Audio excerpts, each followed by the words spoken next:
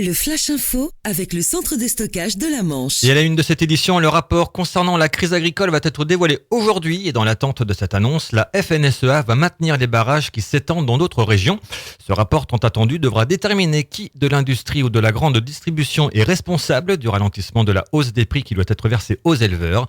Hier après-midi, le ministre de l'Agriculture Stéphane Le Foll s'est rendu à Caen pour rencontrer les producteurs de lait normand qui se battent pour une revalorisation du prix de leur labeur. Et le ministre a également ajouté que les éleveurs laitiers ne sont pas oubliés et a annoncé, je cite, un recadrage des aides en faveur des exploitations les plus en difficulté.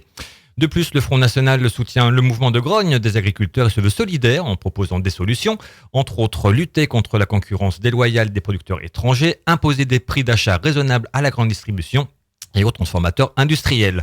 Remède proposé par Marie-Françoise Curziel, secrétaire départementale du FN50. Les amateurs de paquebots vont être comblés en fin de semaine avec la venue dans le port de Cherbourg du 24 au 26 juillet de l'Hébridian Princess. Le bateau de 72 mètres fera son entrée vendredi soir à 20h au Quai de France. Et pour la petite histoire, la famille royale d'Angleterre et notamment la reine Elisabeth font partie des habitués du haut standing donc. Et on termine, alors là il faut faire attention à vos sous-vêtements. Vendredi dernier au centre commercial des Aléis, les policiers ont arrêté un individu qui venait de commettre un vol de caleçon.